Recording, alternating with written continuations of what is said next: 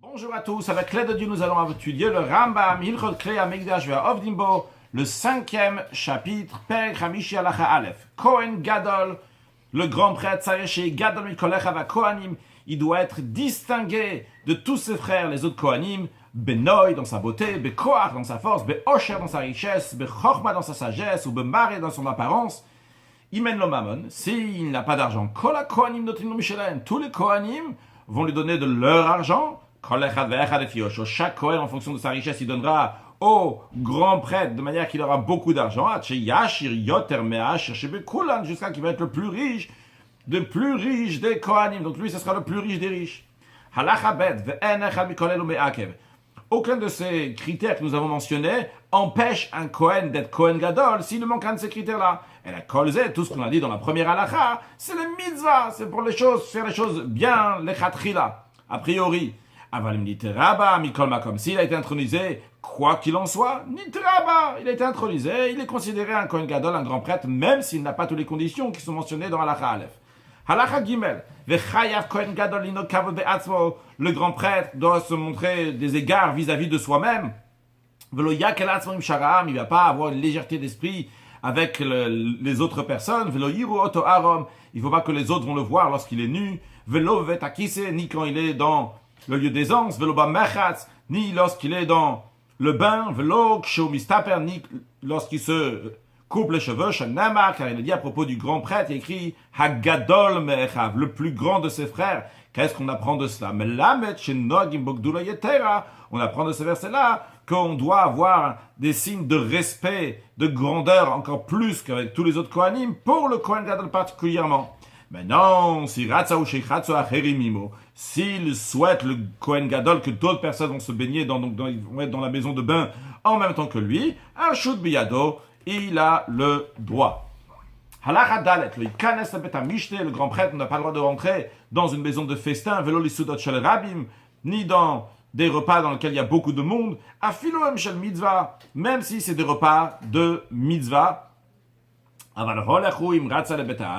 S'il veut, il peut aller dans la maison de l'endeuillé pour lui présenter ses condoléances. Ou lorsqu'il va, il y a une procédure à suivre. Alors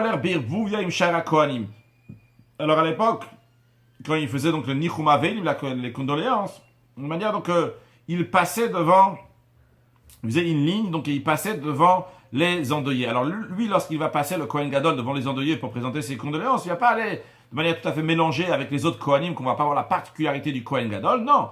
Et la Kohanim Savim Boto, les Kohanim ordinaires, donc l'entourent, ils vont de ces deux côtés, mais quand on dit de ces deux côtés, c'est pas à droite et à gauche, c'est derrière lui, à droite et à gauche, comme on va voir dans un instant. Vecholkin lo kavod, et il lui donne des honneurs en marchant. Vehasgan, le vice Kohen Gadol, mematzo beino lebenam, le place entre lui et le reste du peuple. C'est-à-dire que si le Kohen Gadol il est ici au centre, eh bien, il se trouve ici, pour l'instant il n'y a pas de centre, il n'y a personne d'autre. Là, tout le peuple se trouve donc du côté gauche du Kohen Gadol, et le fait que le Sgan, le vice Kohen Gadol, se met à sa droite, ça fait que le fait qu'il s'est mis à sa droite, il a placé que le Kohen Gadol se trouve au milieu entre le Sgan, le vice Kohen Gadol, et tout le reste du peuple, tout le monde. Donc, vers Sgan ou Mashiach She'avar, le vice Kohen Gadol et le Mashiach She'avar, donc si un Mashiach She'avar, c'est un Mashiach, on parle d'un Kohen Gadol qui est Mashouar, qui est oint. Donc, imaginons que le Kohen Gadol qui est actuellement Kohen Gadol avait quelque chose qui l'a rendu inapte, par exemple, il est devenu impur, et donc on a dû mettre un autre Kohen Gadol qui va le remplacer, et une fois que le Kohen Gadol qui a remplacé n'est plus à sa place, vu que le Kohen Gadol initial est revenu, eh bien, celui qui l'a remplacé s'appelle le Mashiach She'avar, le Kohen qui est oint, le Kohen Gadol She'avar, qui a été retiré. Alors lui aussi, il a un certain honneur. C'est quoi? Qu'il est à la droite du grand prêtre. Donc il y a le vice Kohen Gadol à la droite du grand prêtre. Il y a aussi donc le Kohen She'avar, le Kohen qui a été retiré, qui se trouve aussi à la droite du grand prêtre. Mimino, il se trouve à la droite. Verosh Bet Av est le chef de la maison paternelle, c'est-à-dire le chef de corps de garde, vu qu'il y avait des corps de garde donc, qui étaient partagés donc, en 24 groupes de Kohanim. Donc le chef du Bet Av du corps de garde qui officie 7 semaines dans le temple, Vea Avelim, ainsi que les endeuillés, Vecholam et tout le reste du peuple, Mismolo se trouve à la gauche du grand prêtre. Donc en résumé, le Kohen Gadol est au centre. À sa droite, il y a le vice-Kohen Gadol. Et s'il y a un Kohen Gadol retiré lui aussi, donc il est à sa droite. À sa gauche, il a le Rosh Beta, donc le chef de la maison paternelle, on a dit du groupe de Kohanim qui officie cette semaine. Puis il y a donc les autres Kohanim et les endeuillés et tout le reste du peuple qui se trouve à sa gauche. Ve'omer, le grand prêtre dit la Vélim aux endeuillés, Tenu Chamu, que Dieu vous console, et les endeuillés, donc l'honneur autant qu'ils peuvent. Halachae, met lomet, si le Kohen Gadol a un proche parent qui décède, et le Kohen Gadol n'a pas le droit de sortir pour aller accompagner le mort.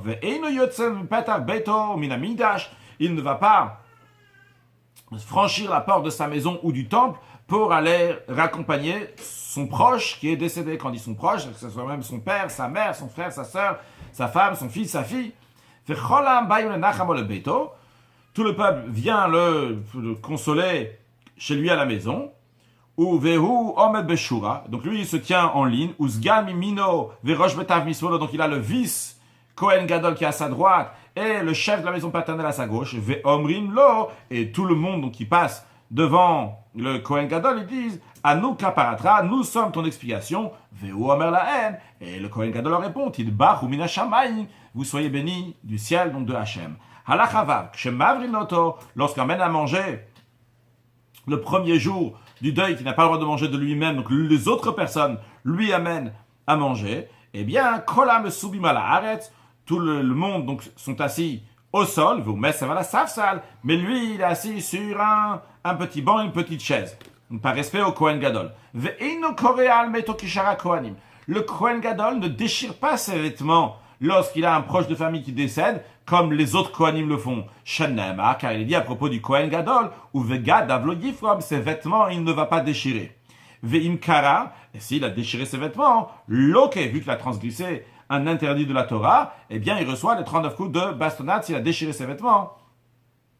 Suite donc à un décès. Aval Koreao Milmata Kenaged Raglav. Par contre, bien qu'il n'a pas le droit de déchirer ses vêtements comme tout le monde, donc dans le vêtement du côté haut, mais il a le droit de déchirer, mais pas il a le droit, il déchire son vêtement, donc du côté en bas donc de son vêtement, donc il a un long vêtement en bas, donc il va déchirer son vêtement, ça ce n'est pas interdit.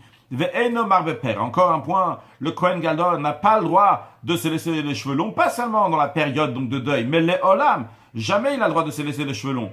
Car il dit à propos du Kohen Gadol, ses cheveux, il ne va pas laisser ses cheveux longs. Même lorsqu'il ne rentre pas dans le temple, le Kohen Gadol en lui-même, sa personne n'a pas le droit de laisser les cheveux longs. Il a mis ça per Merev Shabbat, l'Erev Shabbat, mais il se coupe les cheveux de la veille, tous les vendredis, de veille de Shabbat à veille de Shabbat.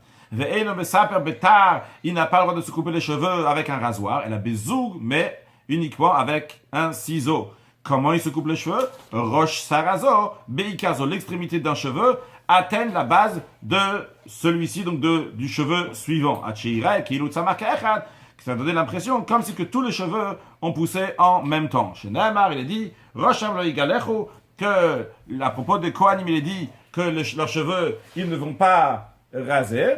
Ou Fera Lo Ishalechu,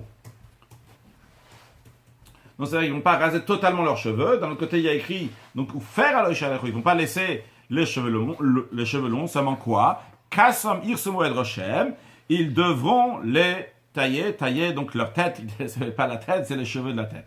Halacha Zayin, ou Baïti Elo Muchan Bamidash, et le Kohen Gadol va avoir une maison à sa disposition dans le temple. Via Nikret Lishkat Kohen Gadol, cette maison-là est appelée la loge du grand prêtre. Ukvodo Vetifato, et l'honneur, le respect, la splendeur du Kohen Gadol chez Yoshev Amidash Kolayom, qu'il reste assis, donc qu'il reste vivre dans le temple toute la journée. Le Yetza, il a le Beto Bilvad, et s'il sort du temple, c'est uniquement pour aller chez lui à la maison, pas d'autre endroit. Et quand est-ce qu'il y va? Balaïla, la nuit, donc le soir, Sha'achatoshtayim Bayom, ou 1 heure, 2 heures dans la journée. Veye beto birushalayim, sa maison doit se trouver dans la ville même de Yerushalayim, ve'eino zaz misham, et il ne bouge pas de Yerushalayim. Halachachet, le Kohen Gadol, encore un point qui concerne le grand prêtre. Dan, il peut juger donc d'autres personnes au tribunal, ve'dan inoto, et on le juge aussi si on a quelque chose donc envers lui, ou me'idin alav, d'autres personnes peuvent témoigner sur ce que le Kohen Gadol a fait.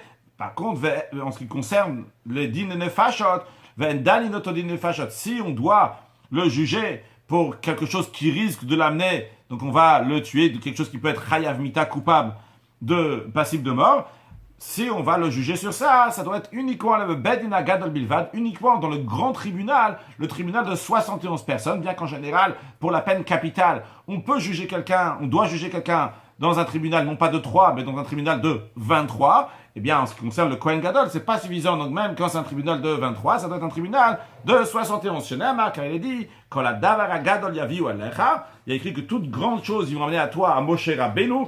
On dit Moshe Rabbeinu, bien au Sanhedrin, le tribunal de 71. Quand on dit ici Davara Gadol, la grande chose, c'est pas seulement une grande chose, et c'est pas seulement la grande chose, quoi, c'est quelque chose donc, qui est important. C'est les Davara Gadol, c'est Dvarav Shel Gadol, les sujets d'un grand, donc du Kohen Gadol, ça doit être amené à Moshe Rabbeinu, donc au grand Sanhedrin, donc quand on doit s'occuper du Kohen Gadol pour s'il il est passif de mort ou pas, c'est dans le grand tribunal de 71. Halachatet, Haya Yodea Edut, si le Kohen Gadol a connaissance d'un témoignage, donc il a vu quelque chose qui peut aller témoigner au tribunal. Il n'a pas l'obligation d'aller le témoigner dans le grand tribunal. Va filu bedina gadol, même d'aller dans le grand tribunal, que là-bas c'est plus respectueux pour lui. Il n'a pas d'obligation d'aller là-bas. Pourquoi? Parce que ce n'est pas un respect, ce n'est pas un honneur pour le Kohen Gadol qui va aller et témoigner. Par contre, si c'était un témoignage donc qui concerne le roi du peuple juif, il va dans le grand tribunal, ou Meidlo, et il témoigne pour le besoin, la nécessité du roi. On a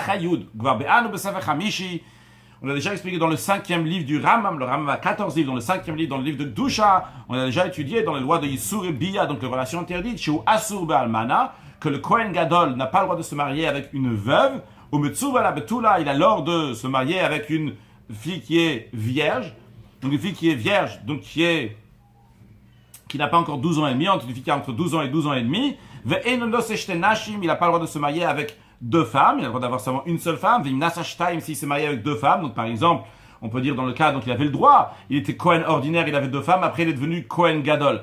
Eh bien, il ne peut pas officier dans le temple le jour de Kippour, ce que le Kohen Gadol fait, jusqu'à qu'il va divorcer une de ces deux femmes, il va rester seulement avec une seule femme. Vecholet, encore un point. On sait que lorsqu'il y a deux frères, Rouven et Shimon par exemple, et Rouven était marié avec Rachel par exemple, et Rouven est mort. Eh bien, si Rouven est mort sans avoir d'enfant, eh bien, Shimon, le frère de Rouven, doit se marier avec le défunt, ce qu'on appelle le Yiboum. Maintenant, si ils ne veulent pas se marier ensemble, dans ces cas-là, on va faire une procédure qui s'appelle la Khalitsa, donc une sorte de manière qu'ils vont se quitter, c'est-à-dire que Shimon ne va pas se marier avec la femme du défunt, avec la femme de son frère Rouven, en faisant la Khalitsa. Maintenant, ce que le Rav nous dit, c'est que Vecholet, le Kohen Gadol, s'il a un frère qui est décédé sans avoir d'enfant, eh bien le Kohen Gadol peut faire la Khalitsa à la femme de son frère. De même, Vecholtzim le Ishto, de même si le Kohen Gadol, lui, est mort, eh bien, son frère a le droit de lui faire la Khalitsa à la femme du Kohen Gadol. On a le droit de se marier, faire le yiboum avec sa femme. C'est-à-dire que si le Kohen Gadol est mort, son frère a le droit de se marier avec sa femme. Vim Geresh Isha, si le Kohen Gadol a divorcé sa femme, ou Teret Leina, c'est l'Isharam, sa femme a le droit de se marier avec tout le monde. Ce que le Ram veut souligner ici, c'est bien que le Kohen Gadol est très important, mais il n'arrive pas au niveau du roi, dans ce détail-là, qu'un roi qui est mort, on n'a pas le droit de se servir donc des choses du roi, on n'a pas le droit de se marier avec sa femme, ou faire le yiboum à sa femme, etc. Ici, on a oui le droit de se marier avec sa femme, que ce soit donc sous la forme du yiboum, ou bien s'il a divorcé sa femme. Halacha Yudalef, Bizman she Kohen Gadol nichnas ha'hechal. Lorsque le grand prêtre rentre dans le hechal, donc dans l'endroit où il y a le saint dans le temple, l'ishtachavot pour se prosterner là-bas, eh bien, il rentre de manière respectueuse. Shlosha ochazimbo, il y a 3 kohanim qui vont le tenir. Echad bimino, un Kohen à sa droite, Echad bismono, un Kohen à sa gauche, Echad bavanim tovot shel ephod, et un, il va le tenir dans les pierres précieuses du ephod, donc du pectoral que le Kohen Gadol il avait. Il y avait donc sur son, plutôt de manière plus, chez l'ephod, plutôt dans son tablier. Dans son tablier, donc il avait comme ça, comme une sorte de bretelle, donc qui arrivait ici, sur lequel il y avait des pierres précieuses, donc pierres de Shoham. Et donc, quand il va, Me'achorav, donc il va le tenir, quand il va le tenir ces pierres-là, pour que ce soit plus facile donc pour le Kohen, Gadol. Et il va rentrer dans le Heichal et il se prosterne. Maintenant, quand il retourne, il ressort du Heichal. Lorsque le vice Kohen Gadol, il entend les pieds du Kohen Gadol, vu que le Kohen Gadol, sur ses vêtements, en bas de ses vêtements, il y avait pas mon verimon, il y avait des clochettes, donc il faisait du bruit. Donc, lorsque le vice Kohen Gadol qui est à l'extérieur, il entend que le Kohen Gadol est son chemin de retour et va arriver chez Yotze, il va sortir donc du Heichal. Magbi alot aparochet, il lui soulève le rideau qui est à la porte du Heichal pour l'aider à sortir. Mais une fois que le Kohen Gadol sort du Heichal, à ce moment-là, il kansu echav kohanim v'ishtachav v'yetzu. Ses frères les Kohanim, c'est-à-dire les autres Kohanim qui sont venus pour l'aider, eh bien maintenant, eux aussi, vu qu'ils sont déjà là-bas, ils vont pas juste rester là-bas sans se prosterner. Donc eux aussi, ils rentrent, se prosternent et ils ressortent. Halacha Yudbet. Toujours dans l'esprit donc de la grandeur, la particularité du Kohen Gadol, on nous dit Bechol Yom Sheyirtzelak Directoret. N'importe quel jour que le Kohen Gadol désire offrir les encens. C'est-à-dire que tous les jours, dans le Beth Amikdash, dans le temple, on offrait des encens. Alors en général, il y avait un tirage au sort qui était fait. Si le Kohen Gadol maintenant désire d'offrir, maintenant c'est lui qui va amener ses encens, Maktir, eh bien c'est lui qui va offrir ses encens. Encore un point, il prend part en priorité dans toutes les saintetés du temple qu'on va expliquer dans un instant qu'est-ce que cela veut dire. Keitza demande donc qu'est-ce que ça veut dire qu'il prend part dans toutes les saintetés du temple. Chez Yirtze, lorsqu'il veut, Omer il dit ce sacrifice expiatoire qui est mangé par les Kohanim, eh bien c'est pour moi, à moi de manger. Ce sacrifice de délit, eh bien il est pour moi. Il ne fait pas un travail dans le temple basé sur un tirage au sort. Les autres Kohanim, s'il va voir telle chose ou telle chose, il y a un tirage au sort. Lui, il n'a pas besoin de passer par le tirage au sort. Et la kol sheyirtzelak, il va n'importe quel moment qu'il veut amener un sacrifice, makriv kol ma sheyirtze, il peut sacrifier donc ce qu'il veut. Et les gens donc de la garde qui sont là en général, c'est leur semaine à eux, comme on a dit tout à l'heure, il y avait 24 groupes de Kohanim, et chaque semaine, donc il y a ce groupe-là ou l'autre groupe, eh bien personne n'a son mot à dire.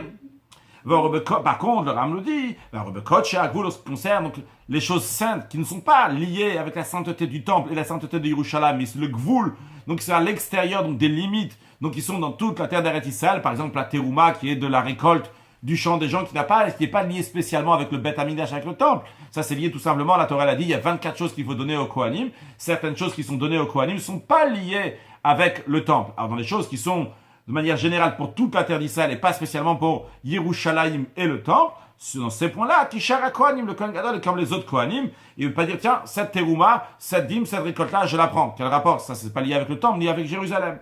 Halacha Yud Gimel. Bizman Shirotze Kohen Gadol Hakiv. Lorsque le Kohen Gadol veut amener un sacrifice, quel que soit le sacrifice, Ayaole Bakevesh, il montait sur la rampe. Avant le Misbéach, avant l'autel, il y avait une rampe pour arriver en haut de l'autel. Ve'asgal mimino. Quand il monte, donc il y a à sa droite le vice Kohen Gadol. Non, lorsqu'il arrive à la moitié de la rampe, et il a fait des efforts pour monter, il est fatigué. Tfaso hasgal mimino ve'elaou. Le vice Kohen Gadol, il le tient par la droite et il aide à monter la deuxième partie de la rampe. Maintenant, tous les jours, dans le sacrifice, il y avait un sacrifice de tamid, donc aussi bien le matin et l'après-midi. Après, le sacrifice de tamid était dépecé, coupé en morceaux, etc. Il était partagé entre 6 Kohanim. Chacun des Kohanim donc, avait des parties donc, du sacrifice.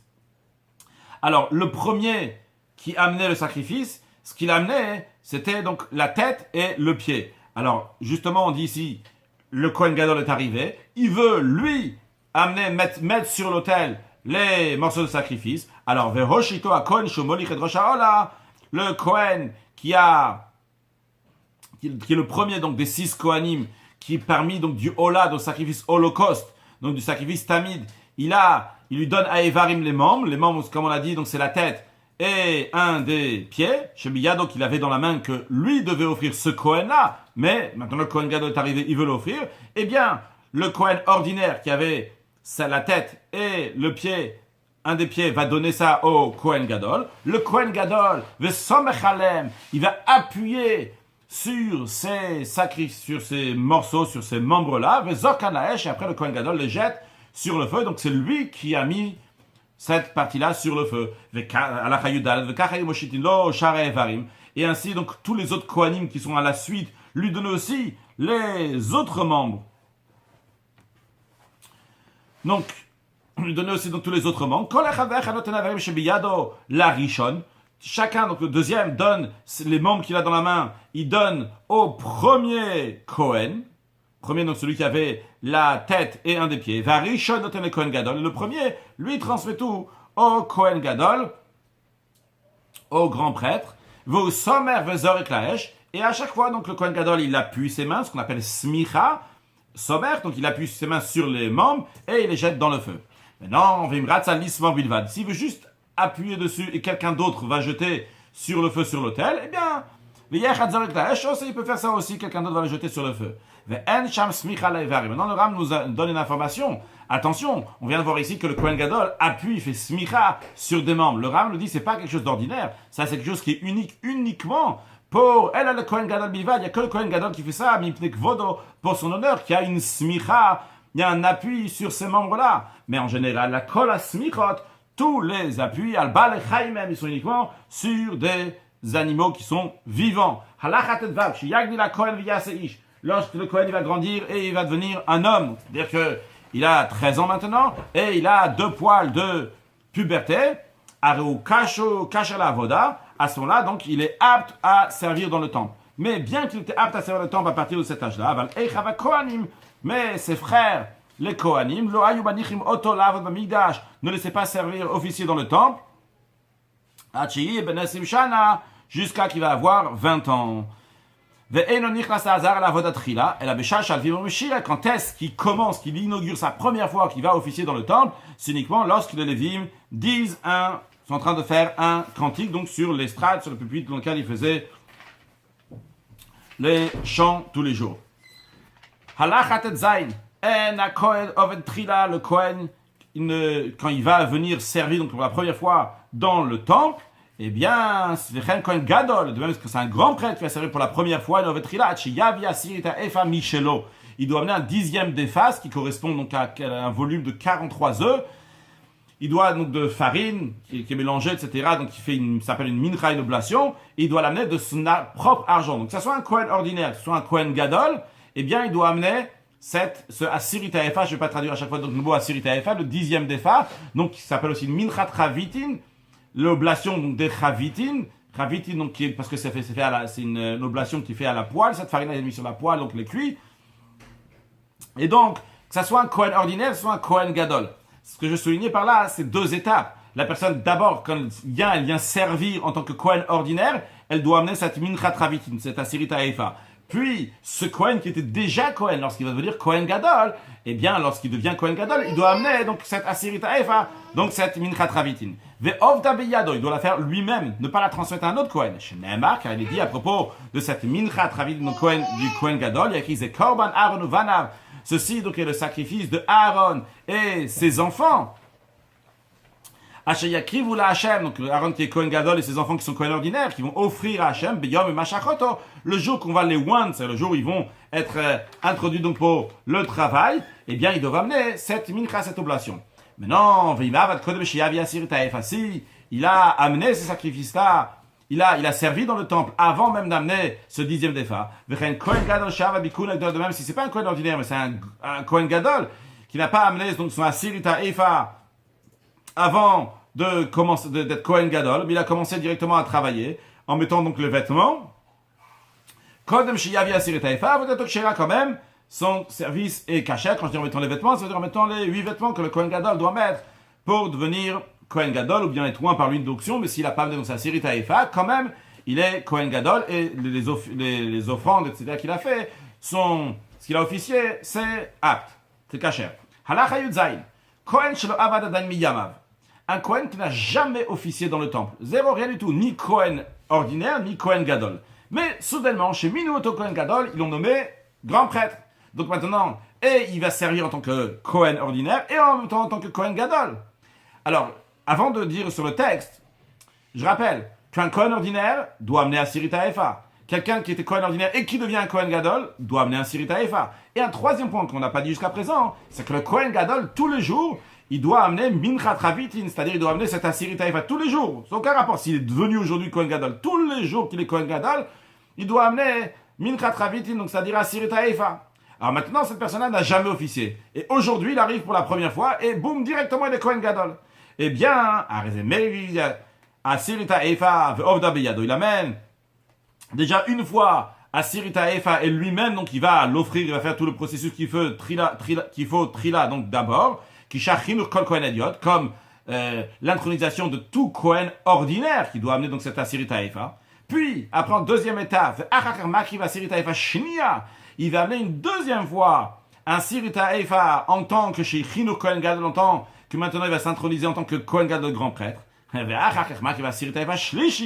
Après, il y a bien une troisième fois un Sirita Efa en quel honneur chez Chavit et Kohen Gadol. Ça c'est ce que le Kohen Gadol donc amenait, donc Chavit et Minchat Ravitin, donc le dixième défa du Kohen Gadol chez Makif Bechol Yom, que le Kohen Gadol amène ça tous les jours, comme chez Hidber, comme on apprendra dans le loi de Tmin de Moussa. Finu Mas et Shloton Shaveu. Et les trois Minchat Ravitin, les trois Sirita Efa, que ce soit celle du Kohen ordinaire, que ce soit celle qui fait en tant que Kohen Gadol, que ce soit celle qui fait en tant que Kohen Gadol qui amène tous les jours, sont égaux, sont exactement les mêmes. Alors juste quelques images en ce qui concerne ce qu'on a appris aujourd'hui. On a ici là, c'est ce qu'on a montré, on a parlé en tout cas d'amener des ktorettes quand il a envie, il peut amener des encens. Donc on a une image ici quand il amène des encens, donc c'est un Kohen ordinaire qui est ici.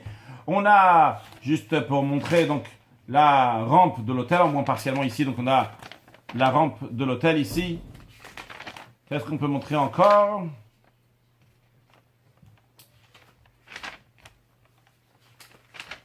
On a l'hôtel, on peut le voir ici, on peut voir comment l'hôtel il est assez haut quand même, donc le Kohen Gadol peut se fatiguer jusqu'à qu'il va monter là-bas. C'est environ donc la taille de 5 mètres. Et pour conclure avec on peut voir aussi, on a parlé aussi du païs, c'est donc le tirage au sort. On peut voir ici comment ils font un tirage au sort. On a dit que le Kohen Gadol ne rentre pas dans le tirage au sort.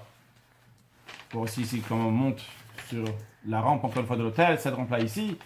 Bien, et concluons avec un mot de chassidoute. Encore une chose. Ici, on peut voir ici aussi comment ils sont en train de jeter donc les morceaux du sacrifice sur l'autel. Et conclure donc avec un mot de chassidoute, un mot du rabbi. On a appris sur la particularité d'un Kohen Gadol, comment il est tout à fait au-delà de tout le monde, comment il est séparé de tout le monde, comment il est particulier, etc., etc. Le rabbi nous dit, mais quand même, voyons l'exemple de Aaron à Cohen. Aaron qui était le grand prêtre, et un grand prêtre exceptionnel, parce que lui, à propos de Aaron, dans le Midrash, c'est ramené que Aaron pouvait rentrer à tout moment, sous une certaine forme, en tout cas, il pouvait rentrer à tout moment dans le Kodesh HaKodesh et dans le Saint des Saints. Et pourtant, Aaron, qui était tellement haut, dans les Kohanim Gdolim même, il était exceptionnel. Pourtant, on nous dit qu'il était Oev Shalom Verodev Shalom. Il aimait la paix, il courait dans la paix, qu'est-ce qu'il faisait? Oev et Abriot, Omekaron la Torah. Il aimait les créatures, il les rapprochait de la Torah. C'est-à-dire qu'il s'occupait des créatures, il s'occupait des gens qui étaient à l'extérieur, il s'occupait des gens qui étaient très loin. Briotte, la seule qualité c'est des créatures. Aaron n'a pas dit, moi, quelqu'un qui est tellement saint, qui peut rentrer dans le Saint des Saints quand je veux, quelqu'un qui habite Yerushalayim, qui doit la parole minamik d'Achoriet, c'est la parole sortie du temps, moi je vais aller m'occuper des briottes. Non, Aaron il est parti s'occuper d'eux. Alors chacun de nous aussi, on est tous appelés des Kohanim. Ve'atem tiyudim amlechet Kohanim. Eh bien chacun de nous aussi, en tant que Kohanim, on doit savoir qu'on doit aller s'occuper d'autres juifs, même si on est très très saint. Eh bien il faut prendre de son temps pour aller aider quelqu'un d'autre. Que ça soit partager un moment avec lui, que ça soit partager financièrement avec lui, que ça soit partager physiquement avec lui. Mais on doit partager aussi avec d'autres juifs en rajoutant des actes de bonté et de bienfaisance. Par cela, on va amener la venue de Mashiach. Now, une excellente journée.